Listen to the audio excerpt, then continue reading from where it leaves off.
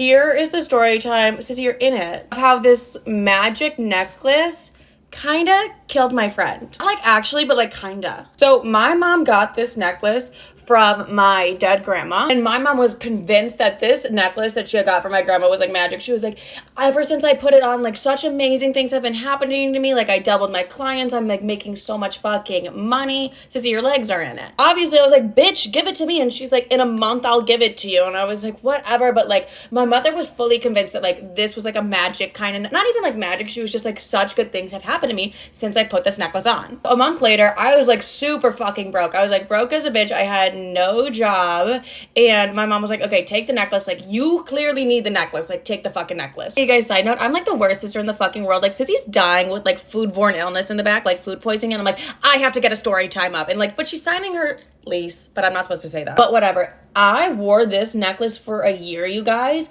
My life changed drastically. I got a new job where I started making so much fucking money. Like, and this necklace was not like Moldavite or anything, because like you guys already know, like I've done the whole Moldavite thing. This was just straight up my dead grandma. Like I literally just looked at the necklace like, okay, this is my dead grandma just bringing in amazing things for me. Like she wants me to prosper, live my best fucking life. Like that's what's happening. And this time too, I made like the most amazing friend group who are like all my best friends now. And then when I decided I wanted to move to New York, and like my roommate literally fell in my lap perfectly, and every time I would talk to my mother on the phone, she'd be like, Liv, it's the necklace. Like I'm telling you, it's this fucking necklace. I'm like, shout out grandma, like from above, making things so fucking good for me. And I was like, this is the most amazing thing ever. But I was like, can I wear this forever? So me being the spiritual ass fucking bitch that I am, I was like, you know what? I internally decided with myself, when I feel like I've done what I needed to do and the necklace feels like it's done what the fuck it's needed to do, I'm gonna give it to my sister. Right before I was gonna go to New York to apartment hunt, I was like, I'm gonna give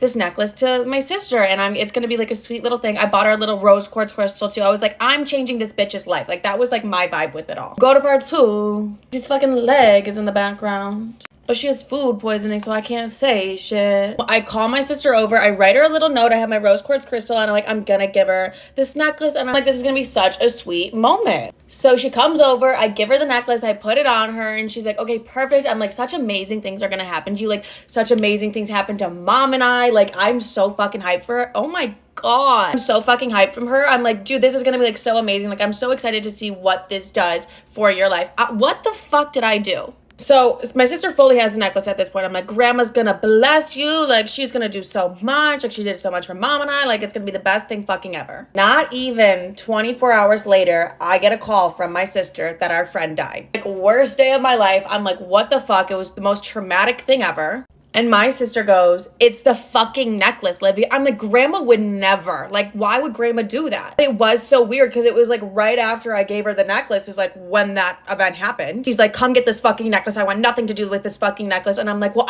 okay, listen, like, I don't want the necklace either. But I'm like in my head, like, it can't be the fucking necklace. Like, grandma is not that cruel. So now I'm freaking out a little. I'm like, it wasn't the fucking necklace. Like, I feel horrible. Like, I gifted her this fucking necklace. But I'm like, no, like, it can't be the necklace, you know, like, I'm still having high hopes for the necklace because it changed my life, changed my mom's life. Don't know what I was like, Sissy, just wear it longer. Like, just wear it longer. I swear to God, better things are gonna come. I also feel like when you have a traumatic event like that happen in your life, you're just trying to find answers absolutely anywhere. But I was like fucking convinced it was a necklace too at that point. I was like, oh my God, grandma, what the fuck was that about? My sister's convinced, obviously, that the necklace is bad luck. It's cursed. She's like, I want nothing to do with it. I take the necklace back and I bring it to New York with me.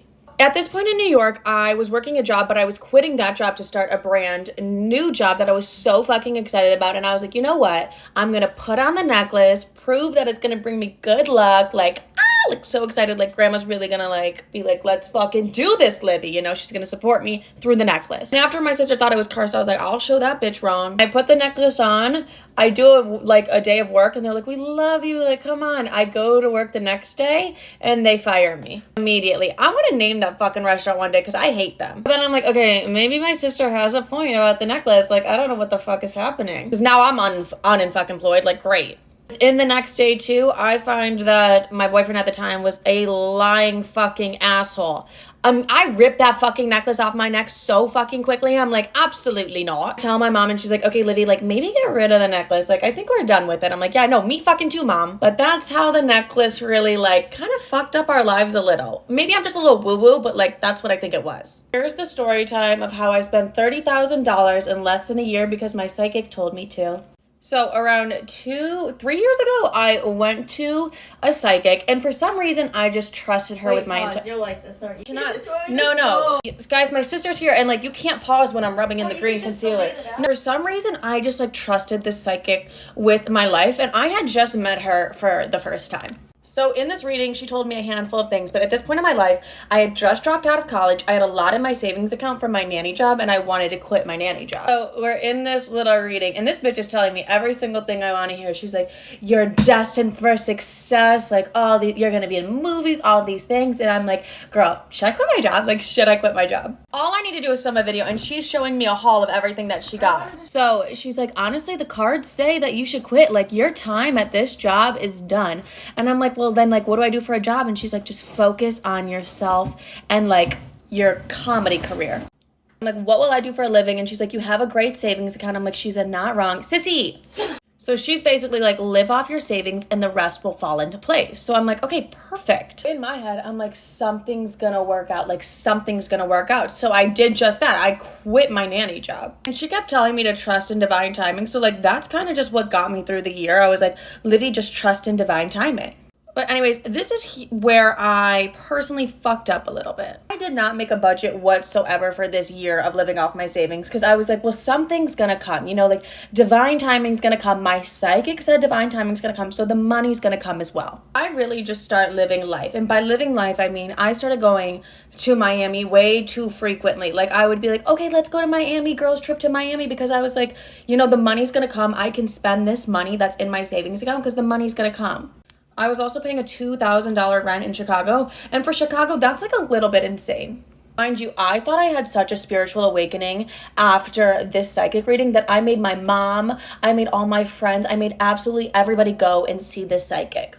I was like, she changed my life, you guys, she's gonna change yours too. So as I'm like frolicking around Miami, I get a text from one of my friends who saw the psychic, and she's like, hey, saw the psychic yesterday. She says you're really distracted. She's like, you should book a session for clarity. And I'm like, okay, wait, this is getting fucking annoying. Like, why can't my psychic just text me and be like, do this instead, do that instead? During this time, my sister specifically, but like my family was like, Livy, what the fuck are you doing? Like, you're blowing through this money. It's not just gonna come back like this. Like, I'm a spiritual baddie. Yes, the fuck it will. Go to part 2. So at this point, I had a lot in my savings account and I was like, I'll be fine. No, it is like halfway through the year and I am down to like a really scary low number. Everyone's like, Livy, like, do something for work kind of thing. And I'm like, you guys, it's divine timing, like divine timing. In this time, like, I was working, I was just doing my podcast and I was doing TikTok, but like I didn't have any followers. I was making like literally no money. I just kept on being like, divine timing, Livy, it's divine timing. So I would justify like dumb things. I would go and spend like $700 at Zara and I'd be like, well, that money's gonna come back to me because my psychic said so. So like little things like that made absolutely no sense. I was like, well, the money's gonna come back to me. This is a side note. My psychic also told me this one guy was my twin flame. So then I started like obsessing over the fact that he was my twin flame. And for like a year, I was weirdly in love with a man that I had never even fucking met. Okay, like we met, but like not well. I don't know why I was so fucking delusional at this point in my life, but I was like, he's my twin flame. I don't need to make an income right now. I'm completely fine. My psychic told me this. But now this is where I start to get worried because we're at like the 8-month mark and my bank account is like scary low. So my mom's calling me and she's like, Olivia, you better get back to nannying or something because like you're not going to have any money soon. And I'm like, fuck off, mom. Like divine timing. My psychic said like, it is what it is. And everyone's like, Livy, what are you doing, girlie? You can only be delusional for like a certain amount of time. And I'm like, fuck off, you guys, divine timing. The year mark comes around and I'm fucking broke. So I'm like, you know what? I need to get a job. But as like I'm realizing I have to get a job and stuff, and I'm like, maybe I shouldn't have put that much trust into my psychic. But at the same time, I'm like, I'm happy I took the risk and I like challenged myself. Because I did do good things in that year. Like, I did gain over 60,000 on TikTok and, like, really understood social media and, like, built my comedy career as well. So I was like, okay, it wasn't all that bad besides the fact that I went, like, fucking broke because my psychic told me it would be okay. And I just totally believed her, even though I had met her one time in my life and I was just delusional. And I was like, well, whatever she says is going to work out. So that's the story time of how I spent $30,000 in a year because I was a little bit delusional, but I really believed in myself. I wouldn't take it back because I learned a lot and I had a lot of fun in Miami.